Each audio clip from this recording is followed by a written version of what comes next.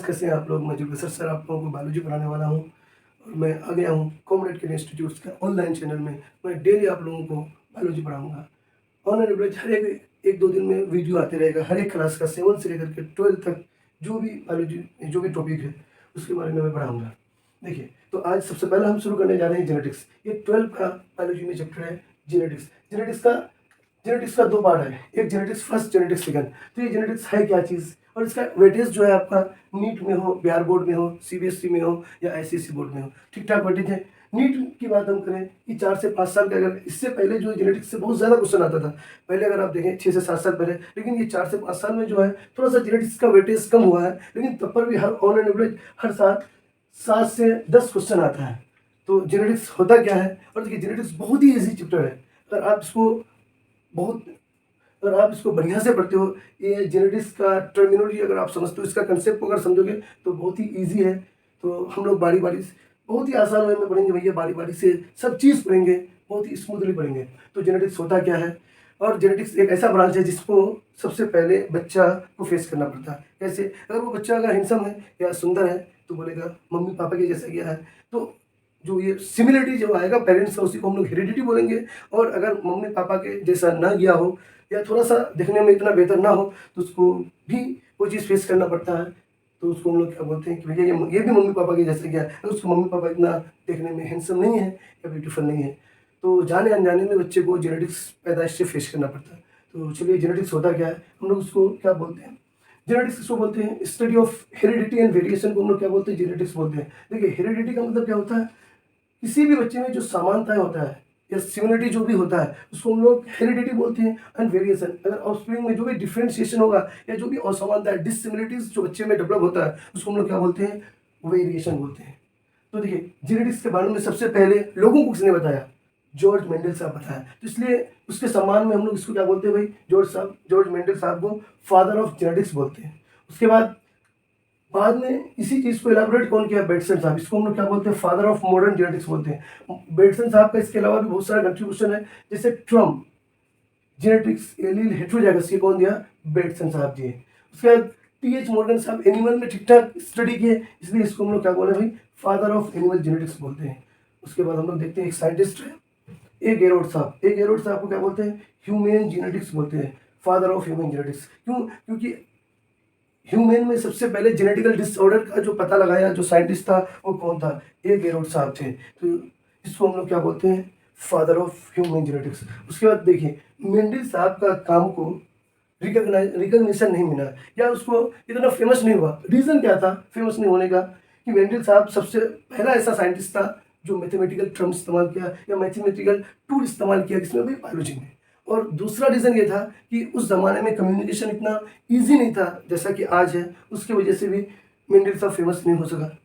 तो इसके मेंडल साहब के कामों को दोबारा फिर लोगों के सामने में जो साइंटिस्ट लेकर के आया, वो कौन सा था भाई? एचटीसी। देखिए एचटीसी एक मोबाइल की कंपनी थी, तो उसी से याद रखना ये ट्रिक है कि ह्यूगो डिवेरीज, शेयरमार्क एंड कोरेंट साहब, इन लोगों को क्या बोला गया भाई? Rediscovery of Mendel work. ये मेंडल साहब के वर्क को दोबारा लोगों के सामने मिल करके आया। उसके बाद हम लोग देखते भाई जेनेटिक्स फर्स्ट और जेनेटिक्स सेकंड में क्या क्या चीज़ पढ़ेंगे, वो सारा चीज़ देखेंगे। तो उसके बाद हम लोग करेंगे। तो जेनेटिक्स का 2 ब्रांच यानी जेनेटिक्स का 2 पार्ट है भाई। क्या क्या है? जेनेटिक्स फर्स्ट और जेनेटिक्स सेकंड। जेनेटिक्स फर्स्ट में हम लोग क्या पढ़ते हैं? क्लासिकल जेनेटिक्स या principle of heredity and variation, यानी कि एनसीईआरटी का जो पहला चैप्टर है principle of heredity and variation, उसको हम लोग क्या बोलेंगे? Genetics first.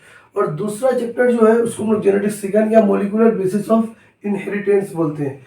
देखिए क्लासिकल जेनेटिक्स जो है, इसमें अगर आपको सबसे पहला introductory term on an average 26 से लेकर के 26 इंट्रोडक्टरी टर्म्स भाई, ये सब के बारे में हम लोग पढ़ेंगे। अगर जिसको इंट्रोडक्टरी टर्म आ गया तो समझिए कि जेनेटिक्स का खेला खत्म हो गया। तो जेनेटिक्स के बारे में अगर पढ़ना है तो इंट्रोडक्टरी टर्म आपको आना चाहिए। उसके बाद हम लोग देखते हैं भाई क्या पढ़ेंगे? Pre Mendelism. देखिए मेंडल साहब से पहले लोग अलग अलग साइंटिस्ट का अलग अलग विचार था। साइंटिस्ट बोलते थे कि किसी भी ऑफस्प्रिंग में जो पेरेंट्स का कैरेक्टर जाता है तो मिक्स होकर के आता है, यानी कि उसको हम लोग क्या बोलते थे? ब्लेंडिंग, यानी ब्लेंडिंग कैरेक्टर बोलते थे। लेकिन ऐसी कोई बात नहीं थी, मेंडल साहब उसको आकर के प्रूफ कर दिए। तो मेंडलिज्म में क्या पढ़ते हैं भाई, मेंडल का लॉ पढ़ते हैं। मेंडल का 3 लॉ होता है, first law, second law, third law. उसके बाद हम लोग मेंडल साहब के बाद क्या आया भाई, पोस्ट मेंडलिज्म। पोस्ट मेंडलिज्म में हम लोग देखते हैं कि जीन इंट्रैक्शन क्या क्या है भाई, एक एलीलिक और दूसरा नॉन एलीलिक, यानी होमोलोगस क्रोमोसोम के बीच में जो इंटरेक्शन होता है उसको हम लोग क्या बोलेंगे, एलीलिक इंटरेक्शन। और नॉन होमोलोगस के बीच में जब जीन का इंटरेक्शन होगा उसको हम लोग क्या बोलेंगे, नॉन एलीलिक इंटरेक्शन। तो एलिक इंटरेक्शन में क्या क्या चीज़ पढ़ते हैं भाई, इनकम्प्लीट डोमिनेंस, को डोमिनेंस, मल्टीपल एलील, प्लियोट्रोपी, लिथेलिटी। उसके बाद हम लोग देखते हैं क्या, साइटोप्लाज्मिक इनहेरिटेंस। साइटोप्लाज्मिक इनहेरिटेंस के कारण मदर का एक्स्ट्रा कैरेक्टर या एक्स्ट्रा जो भी मदर का कैरेक्टर होता है वो ऑफस्प्रिंग में ट्रांसफर होता है। उसके बाद पॉलीजेनिक इनहेरिटेंस क्या होता है भाई, जब एक से ज़्यादा जीन किसी कैरेक्टर को कंट्रोल करता है उसको हम लोग क्या बोलते हैं, पॉलीजेनिक जीन बोलते हैं। लिंकेज और क्रॉसिंग ओवर क्या होता है, लिंकेज का मतलब किसी भी जीन का क्रोमोसोम के साथ एक साथ रहने का जो टेंडेंसी होता है उसको हम लोग लिंकेज बोलते हैं। और एक्सचेंज ऑफ जेनेटिक मटेरियल को क्या बोलते हैं भाई, क्रॉसिंग ओवर। इसके बारे में हम लोग देखेंगे। म्यूटेशन क्या होता है इसके बारे में देखेंगे। सडन चेंज, किसी भी ऑर्गेनिज्म में अगर कैरेक्टर में सडन चेंज होता है उसको हम लोग क्या बोलते हैं, म्यूटेशन बोलते हैं। उसके बाद हम लोग देखेंगे सेक्स डिटर्मिनेशन, किसी भी ऑर्गेनिज्म का सेक्स डिटर्मिनेशन कैसे होता है वो सारा चीज़ इसमें देखते हैं। उसके बाद जेनेटिक डिसऑर्डर, भाई जेनेटिक डिसऑर्डर क्या है ये सारा चीज़ देखेंगे। पेडिग्री एनालिसिस, यानी कि किसी भी फैमिली का अगर हम लोग जेनेटिक डिसऑर्डर के बारे में पता लगाना हो तो क्या करते हैं भाई, पेडिग्री एनालिसिस करते हैं। उसका देखिए जेनेटिक्स का दूसरा ब्रांच या उसको हम लोग मॉलिक्यूलर बेसिस ऑफ इनहेरिटेंस, यानी कि बेसिकली इस चैप्टर में हम लोग क्या पढ़ते हैं भाई, डीएनए आरएनए के बारे में पढ़ना होता है। तो सबसे पहला डीएनए किससे बनता है, न्यूक्लियोटाइड से बनता है। अगर न्यूक्लियोटाइड को अगर हम लोग देखें इसमें 3 चीज़ होता है, nitrogenous base, pentose sugar, phosphate group, उसके बाद न्यूक्लिक एसिड डीएनए आरएनए। उसके बाद डीएनए के बारे में देखते हैं भाई। और the search of genetic material, अलग अलग साइंटिस्ट आए, अलग अलग एक्सपेरिमेंट किया जेनेटिक मटेरियल को खोजने के लिए। ये सारा चीज़ एक्सपेरिमेंट वगैरह सारा चीज़ दिया हुआ है भाई। उसके बाद आरएनए वर्ल्ड के बारे में देखते हैं, आरएनए का कितना टाइप होता है वो सारा चीज़ देखेंगे भाई। डीएनए से जब डीएनए बनता है तो उसको हम लोग क्या बोलते हैं, डीएनए से जब डीएनए बनेगा उसको हम लोग क्या बोलेंगे, डीएनए रेप्लिकेशन। जब डीएनए से आरएनए बनता है उसको हम लोग क्या बोलते हैं भाई, ट्रांसक्रिप्शन बोलते हैं। उसके बाद जेनेटिक कोड के बारे में देखेंगे। 3 नाइट्रोजनस बेस मिला करके एक कोड बनाता है, एक कोडोन का फॉर्मेशन करता है। और वो कोडोन क्या करेगा भाई, वो सारा चीज़ देखेंगे हम लोग। उसके बाद जीन कैसे रेगुलेट होता है, प्रोकार्डियोट में, यूकार्डियोट में कैसे रेगुलेट होगा वो सारा चीज़ देखेंगे। डीएनए फिंगरप्रिंटिंग, भाई कहीं अगर मर्डर हो या पेटर्निटी डिस्प्यूट हो तो उसको सॉल्व करने का काम किसका है, डीएनए फिंगरप्रिंटिंग का है। उसके बाद ह्यूमन जीनोम प्रोजेक्ट, देखिए अमेरिका क्या किया, ह्यूमन में जितना भी जीन है, कितना बेस पेयर है, वो सारा चीज़ के बारे में पता लगाया। किसके तहत भाई, ह्यूमन जीनोम प्रोजेक्ट के तहत। जैसे हम लोगों में लगभग on an 3 billion base pair होता है और कितना जीन है ये सारा चीज़ हम लोग ह्यूमन जीनोम प्रोजेक्ट में देखेंगे। ये कब स्टार्ट हुआ, कब ख़त्म हुआ, कौन सा जीन सबसे बड़ा है, कौन सा क्रोमोसोम सबसे बड़ा है, वो सारा चीज़ ह्यूमन जीनोम प्रोजेक्ट में आता है। तो भाई जेनेटिक्स में ये सारा चीज़ पढ़ेंगे। इसके बाद सबसे पहला चीज़ हम लोग अभी क्या पढ़ने जा रहे हैं, इंट्रोडक्टरी टर्म्स के बारे में हम लोग देखते हैं। सबसे पहला कि इंट्रोडक्टरी टर्म में सबसे पहला टर्म देखेंगे हेरिडिटी किसको बोलते हैं भाई, किसी भी कैरेक्टर का एक जनरेशन से दूसरा जनरेशन में जाना, जिसके कारण क्या होता है, उसका ऑफस्प्रिंग में अपने पेरेंट्स के सिमिलरिटी, उसी को हम लोग क्या बोलते हैं, हेरिडिटी बोलते हैं। सिंपल सा कि अपने मम्मी पापा के जैसा होना वो क्या कहलाता है भाई, हेरिडिटी कहलाता है। और वेरिएशन क्या है, अपने पेरेंट्स से जो भी डिफरेंस होगा उसको हम लोग क्या बोलेंगे, वेरिएशन बोलेंगे। वेरिएशन 2 प्रकार का होता है, एक सोमाटोजेनिक वेरिएशन और दूसरा जर्मिनल या ब्लास्टोजेनिक वेरिएशन। सोमाटोजेनिक वेरिएशन किसको बोलेंगे भाई, नॉन इनहेरिटेबल को बोलेंगे। यानी कि ये वेरिएशन जो होता है वो कहाँ होगा, सोमाटिक सेल में होगा और ये इन्वायरमेंटल फैक्टर के कारण हो सकता है। इन्वायरमेंटल फैक्टर का मतलब देखो भाई, अगर कोई इंसान काला है वो अगर ठंडा इलाका में गया तो उसका थोड़ा सा क्या होगा, फियरनेस आ जाएगा। तो ये क्या होगा, इन्वायरमेंटल फैक्टर के कारण होगा। लेकिन उसका जो आने वाला ऑफस्प्रिंग होगा वो गोरा नहीं होगा, काला ही होगा, क्योंकि ये सिर्फ और सिर्फ सोमाटिक सेल में इफेक्ट करता है इन्वायरमेंटल फैक्टर। उसके बाद हम लोग देखते हैं जर्मिनल या ब्लास्टोजेनिक वेरिएशन। ये क्या होता है भाई, इनहेरिटेबल होता है। और जर्मिनल वेरिएशन कहाँ होगा भाई, जर्मिनल सेल में होगा। यानी कि जर्मिनल सेल किसको बोलते हैं, स्पर्म और ओवम को जर्मिनल सेल बोला जाता है। ये कंटिन्यूस भी हो सकता है, डिसकंटिन्यूस भी हो सकता है। अगर क्रॉसिंग ओवर के कारण वेरिएशन होता है उसको हम लोग क्या बोलेंगे, कंटिन्यूस वेरिएशन। और दूसरा अगर म्यूटेशन के कारण वेरिएशन होगा उसको हम लोग क्या बोलते हैं, डिसकंटिन्यूस वेरिएशन बोला जाता है। इसके बाद हम लोग देखते हैं थर्ड टर्म, इनहेरिटेंस। इनहेरिटेंस क्या होगा भाई, इनहेरिटेंस वैसा प्रोसेस जिसमें क्या होता है, कोई भी कैरेक्टर अपने पेरेंट्स से प्रोजेनी में जो जाता है उसको हम लोग क्या बोलेंगे, इनहेरिटेंस बोलते हैं। और यही हेरिडिटी का बेसिस होता है। तो हम लोग थर्ड टर्म पढ़ते हैं, इनहेरिटेंस।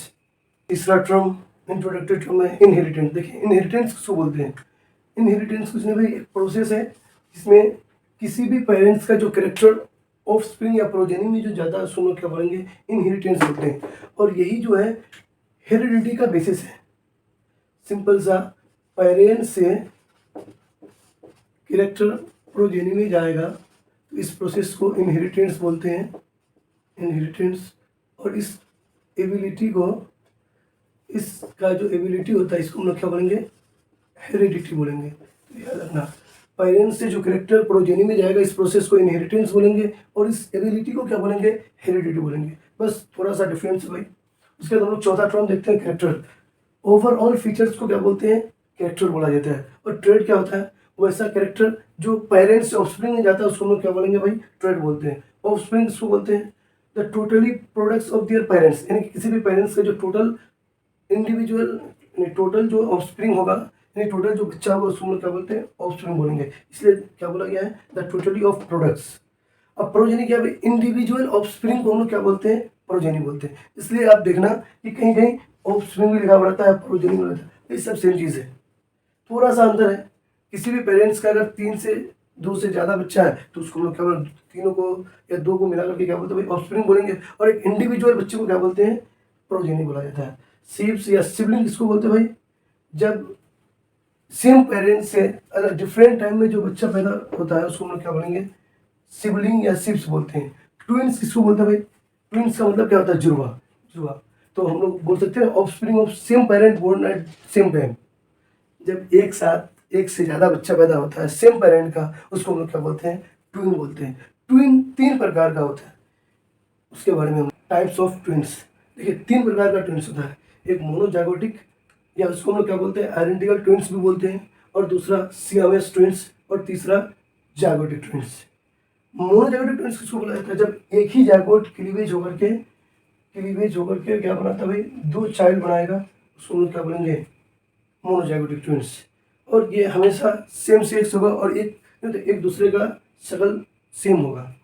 अब सियामेस ट्विंस देखो, सूर्या का अगर आप लोग मूवी देखे होंगे तो उसका एक मूवी में 2 भाई रहता है और दोनों का जो है बैक पोर्शन वो क्या रहता है भाई, एटिच रहता है। तो सियामेस ट्विन में क्या होता है, देखो जाइगोट क्लीवेज करते करते क्लीवेज हो रहा था, लेकिन होते होते क्या हुआ कि पूरी तरीके से नहीं हो पाया, तो इसको हम लोग क्या बोलेंगे, सियामेस ट्विन। तो सियामेस ट्विन क्या होता है भाई, ये भी सेम जाइगोट से डेवलप होगा लेकिन इनकम्प्लीट सेपरेशन होगा और कुछ ना कुछ बॉडी का पार्ट्स अटैच रहेगा। ये भी सेम सेक्स का होगा और सेम शक्ल का होगा। डायजाइगोटिक ट्विंस को हम लोग क्या बोलते हैं, फ्रेटर्नल ट्विंस भी बोलते हैं, फ्रेटर्नल ट्विंस। और 2 डिफरेंट जाइगोट होगा भाई, 2 अलग चाइल्ड बनेगा। ये सेम शक्ल का भी हल्का फुल्का, देखो सेम पेरेंट्स का है तो हल्का नहीं लगेगा, सेम पेरेंट्स का है तो जाहिर सी बात है हल्का फुल्का तो शक्ल मिलेगा, लेकिन सेम सेक्स का हो भी सकता है, नहीं भी हो सकता है। तो हम लोग टाइप्स ऑफ ट्विन पढ़ रहे थे, 3 प्रकार का होता है, क्या क्या, मोनोजाइगोटिक, सियामेस, डायजाइगोटिक। मोनोजाइगोटिक में सेम शक्ल होता है भाई, सेम सेक्स होगा। डायजाइगोटिक में भी सेम शक्ल होगा, सेम सेक्स होगा, लेकिन डिफरेंस क्या है कि कुछ बॉडी पार्ट अटैच रहेगा। और डायजाइगोटिक में क्या होता है, सेम सेक्स का हो भी सकता है, नहीं भी हो सकता है, सेम शक्ल का तो एग्जैक्ट नहीं होगा लेकिन थोड़ा सा मिलता जुलता होगा। तो ये टाइप्स ऑफ ट्विन है जो हम लोग रिप्रोडक्शन में भी पढ़ते हैं, ह्यूमन रिप्रोडक्शन में। जीन के बारे में, जीन क्या होता है इसके बारे में देखते हैं।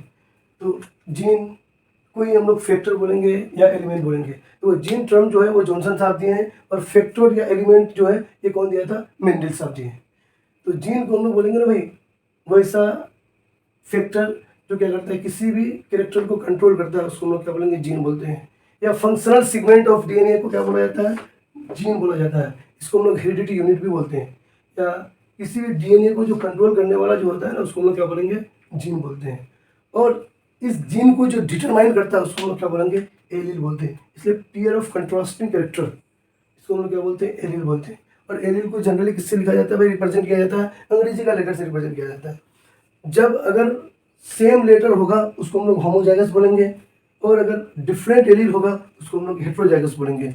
लेकिन अगर जब किसी भी जीन को सिंगल एलील से रिप्रेजेंट किया जाता है तो उसको हम लोग क्या बोलेंगे, हेमीजाइगस बोलते हैं। हेमी का मतलब आधा। जैसे इसका एग्जांपल देखते हैं भाई, एक्स वाई है ना, वाई सिर्फ सिंगल लेटर है भाई, और इसके थ्रू जो भी कैरेक्टर ट्रांसफर होता है इसको हम लोग हेमीजाइगस ट्रेट बोलेंगे। तो male individual is always hemizygous for sex linked gene, यानी कि मेल कैरेक्टर जो भी जाएगा वाई के थ्रू जाएगा तो इसको हम लोग हेमीजाइगस बोलेंगे। फिनोटाइप क्या, फिनोटाइप इसको बोलते हैं भाई, जो भी एक्सटर्नल अपीयरेंस होगा या बाहर से किसी भी ऑर्गेनिज्म का जो अपीयरेंस दिखता है हम लोगों को, उसको हम लोग क्या बोलेंगे, फिनोटाइप बोलते हैं। एग्जांपल देख लो भाई, जैसे कोई लंबा प्लांट है, छुटका प्लांट है, कोई रेड फ्लावर है, व्हाइट फ्लावर है, तो एक्सटर्नल अपीयरेंस को हम लोग क्या बोलते हैं, फिनोटाइप।